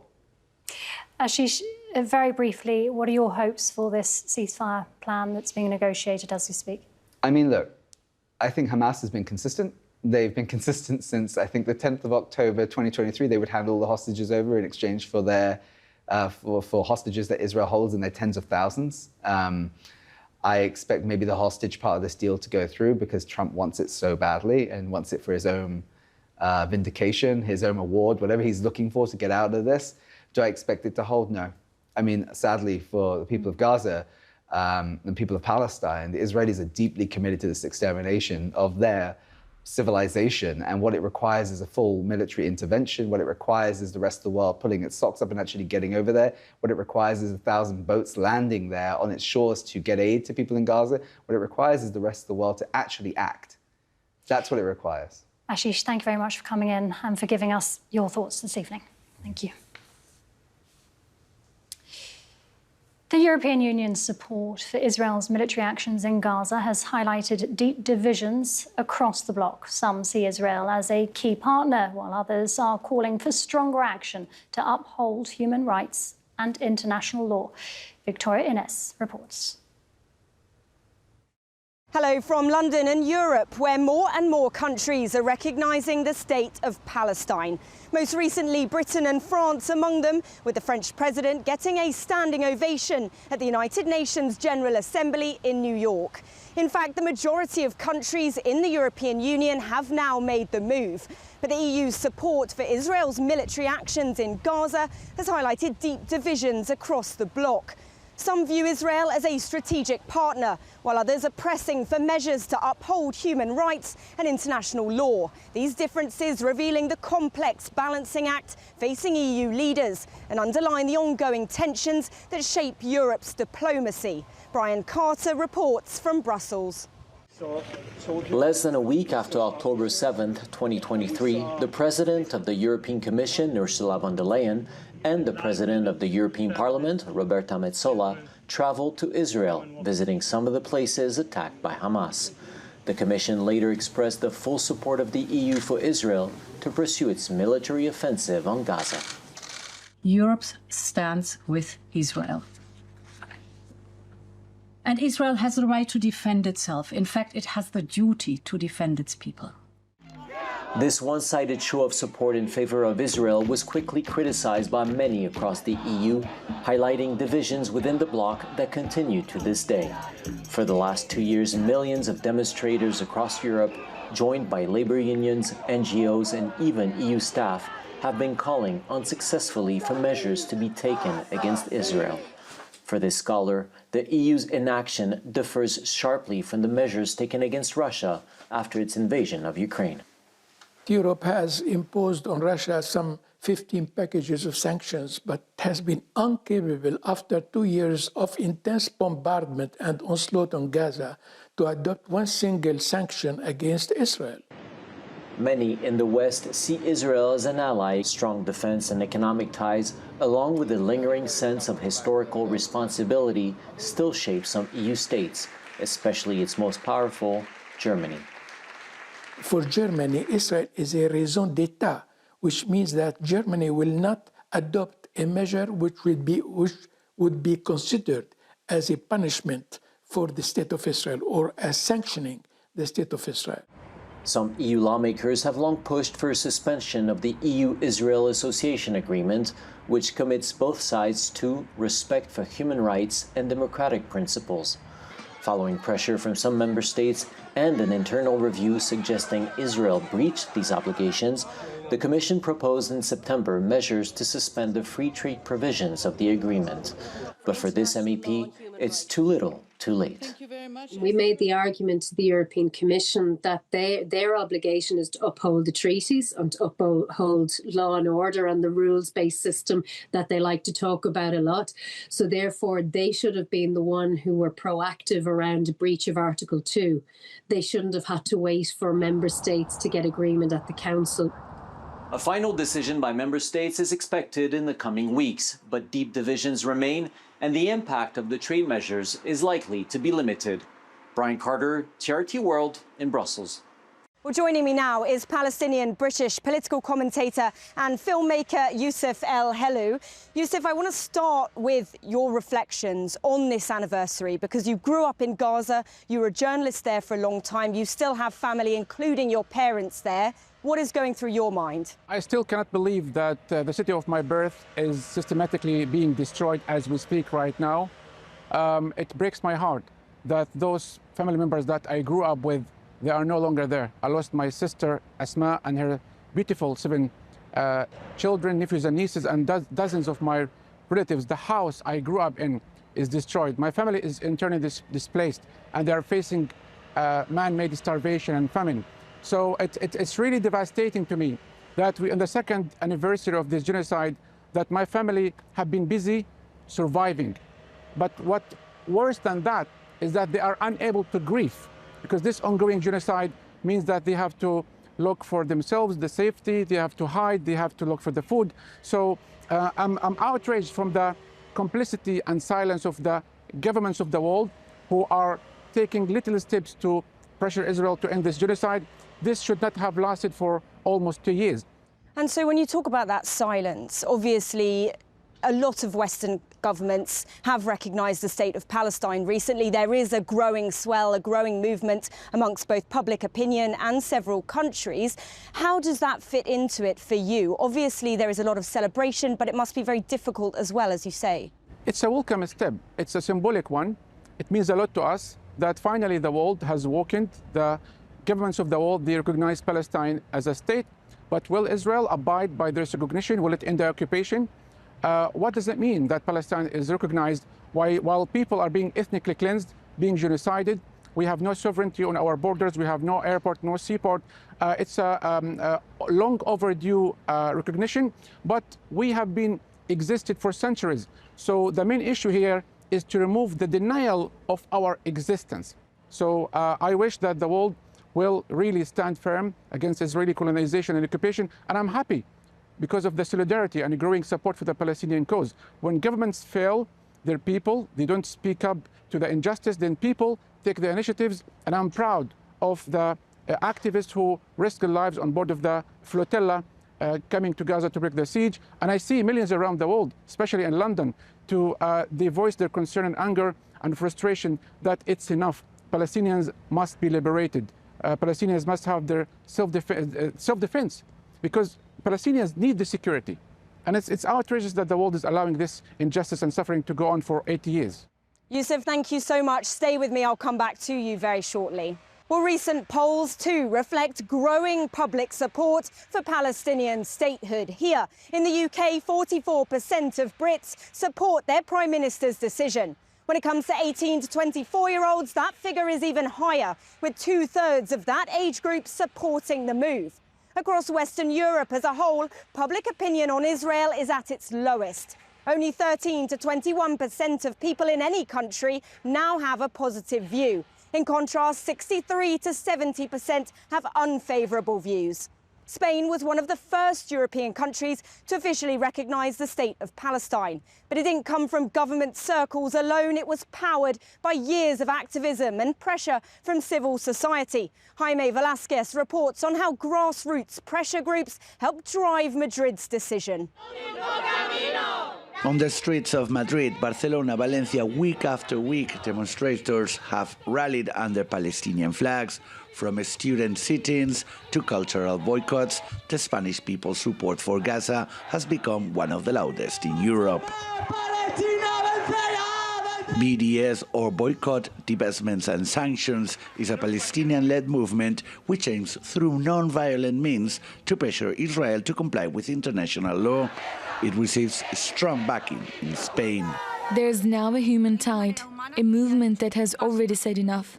We saw it in the actions during the Vuelta. This is a campaign led by BDS, but at the same time, it's a way of citizen pressure. We're walking together. We are a great team, and this is already unstoppable. While many here condemned the Hamas attacks on October the 7th, it was Israel's response in Gaza that sparked a wave of outrage. In just 2 years, we've managed to bring together 620 organizations, human rights groups, environmental and feminist movements. In the end, it is everyone's struggle, because if we allow this to happen in Palestine, tomorrow it could happen anywhere else. Activism has found new energy in Spain's universities. At Madrid's Complutense campus, students occupied the faculty overnight to demand an end to the massacre in Gaza and to call for the safe return of the activists of the Sumut flotilla. We are witnessing a genocide in real time, and we believe it's the duty of working people and students to show the solidarity that our governments are refusing to show. The Spanish government announced it recognized Palestine as a state in May and has recently become the first European country to impose an arms embargo. Activists felt it was their own victory. For years, activists here argued that the recognition of a Palestinian state would only happen if pressure came from below. Now they say it's proof that public opinion can shape foreign policy. We understand that the recognition of Palestine and the measures adopted were forced by the mobilization of workers and students. We see it as a victory, but still a partial one. But despite new peace talks and recent successes, activists insist the fight isn't over. The next step is to continue. We've spent 20 years fighting through different campaigns to dismantle all the pillars that sustain Zionism, and we'll keep going. There are victories to celebrate, but this isn't the end. Once we achieve a full, transparent arms embargo, we will keep working. 2 years on, Spain's lead on the recognition of a Palestinian state is a milestone for Spanish civil society. But activists are preparing new actions, determined to keep their movement alive once the cameras move on. Jaime Velázquez, TRT World, Madrid. Well, Yusuf is still with me. Yusuf, I want to talk more about the response from Israel to these countries recognising the state of Palestine, because there were fears that they would provoke a stronger response, more retaliation in terms of annexation of the West Bank and so on. Has that produced itself? And arguably, many would say it's already happening. Well, it's pathetic because Israel is isolated more than any other time. And Israel says that this recognition is a reward for Hamas. It's not. The world is outraged from Israel's violations of international law, humanitarian law. The world is astonished from the level of oppression that Israel is imposing on the Palestinian side. So I think the next step is to impose effective sanctions on Israel, to force it to abide by international law, to translate this symbolic recognition into practicality on the ground. Also, what's needed is to impose full arms embargo. Israel must feel the pressure because it's out of control. It has never been held accountable. Netanyahu is wanted by the ICJ. Many international organizations are calling on the world body to abide by international law. So it's not acceptable in the 21st century that Israel justifies its attacks on Gaza by saying that it does what it does for self-defense. And I think that's exactly, and you made the point just previously, that this recognition of Palestinian statehood, it is one step, but it does not add that pressure. And so many people would say it's all very well doing it, but what now? Netanyahu laughed and he said that he will punish those countries who dare to recognize Palestine. Imagine the mentality of this person. They know that they will not be able to, convince the world that they are peace doves. Israel has never been interested in peace. When you attack the negotiator in Qatar, This means they don't like to end the occupation, they don't like to end the genocide. So unless they feel the pressure, then Israel will continue to treat Palestinians as collateral damage and as numbers. And what about those countries, Germany, Italy, who say they won't recognise Palestine right now? Do you see ever in the future a shift there, or do you think that that's something that's unlikely to change? Well, I think they are on the wrong side of history, because Palestinians are recognized as human beings. So to delay this recognition until the hostages are free is nonsense, because this recognition is not going to create a Palestinian state instantly. It's the first step to tell the world that Palestinians deserve to be a free nation. Those who abstained from recognizing Palestine as a state, they will be remembered by Palestinians are the ones who actually prolonged the absence of Palestinian statehood. Palestinians are happy to see the Palestinian flag waved around the world. They are happy to see the Palestinian kufiya waved around the world. Israel wants to kill the Palestinian dream, but the whole world became Palestine. And Israel is annoyed from this growing solidarity and support. Israel is isolated, as I said, more than any time before. And I think they have to realize that what they are doing is not going to be loved. They are the most hated nation on earth. See what happened to them when they go to vacationing in Thailand and so on. So I think it's important that they realize that they did not only shoot themselves in the foot, but in the head. Yusuf El-Helou, political commentator and filmmaker, thank you so much for joining me here in London just 2 weeks after the UK recognised the state of Palestine. Protests are underway in New York, where demonstrators have been marching through Manhattan in support of the Palestinian cause. Well, let's cross live now to Frank Usiado. Frank, you're there in Midtown Manhattan, I understand, which has been the scene for several pro-Palestinian demonstrations.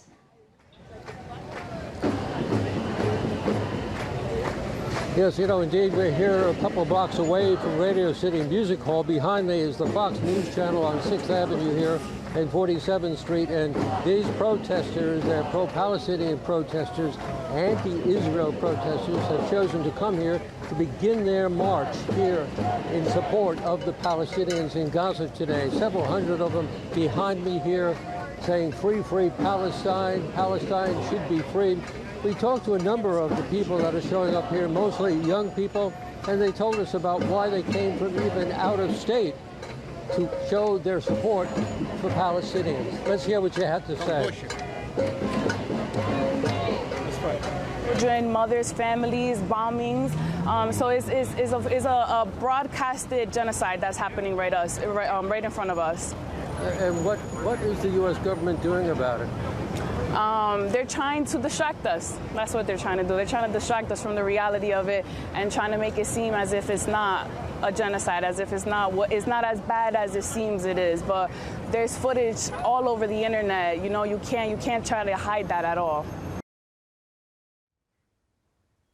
And Frank, what are you hearing from diplomats at the United Nations about the ongoing negotiations for a ceasefire?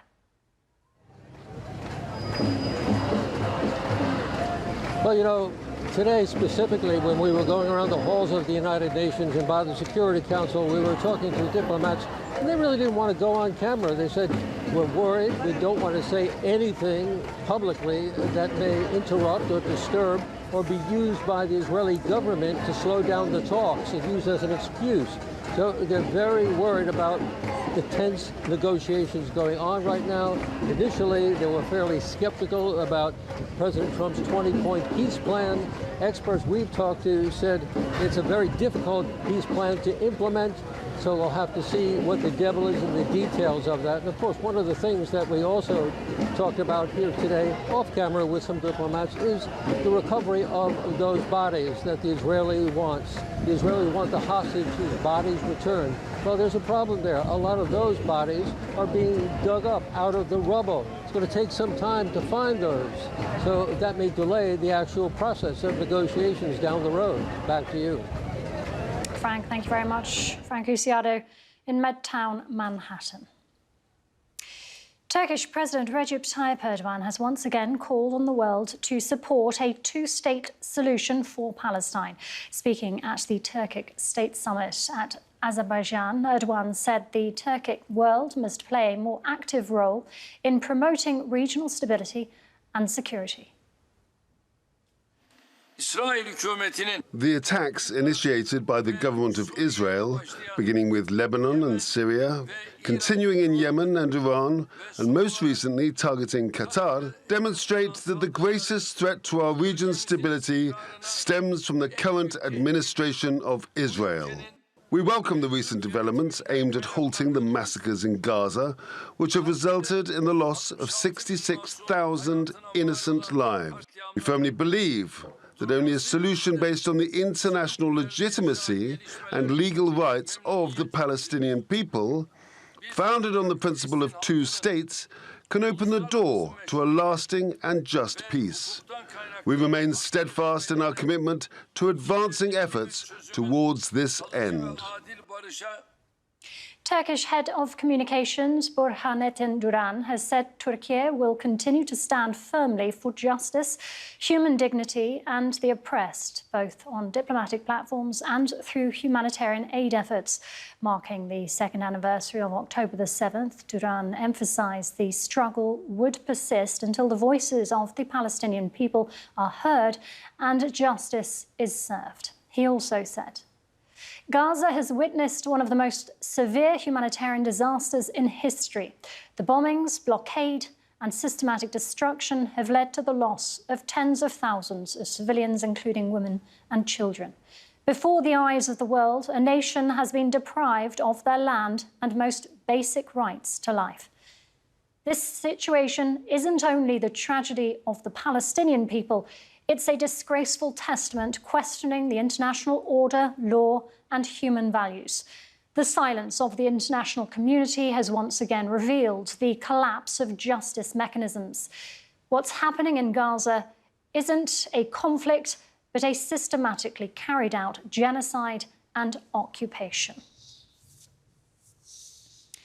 Turkish activists who are part of the global Sumud flotilla have returned to Turkey after being detained in Israel.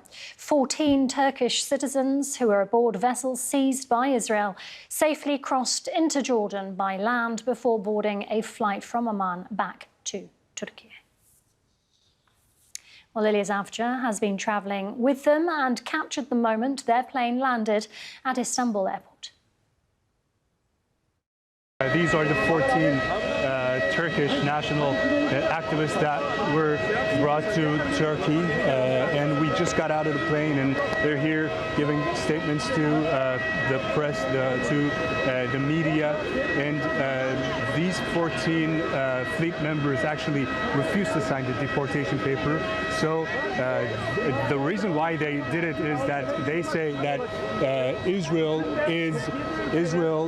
detained them illegally in the international waters, and that's why they did not sign that deportation paper.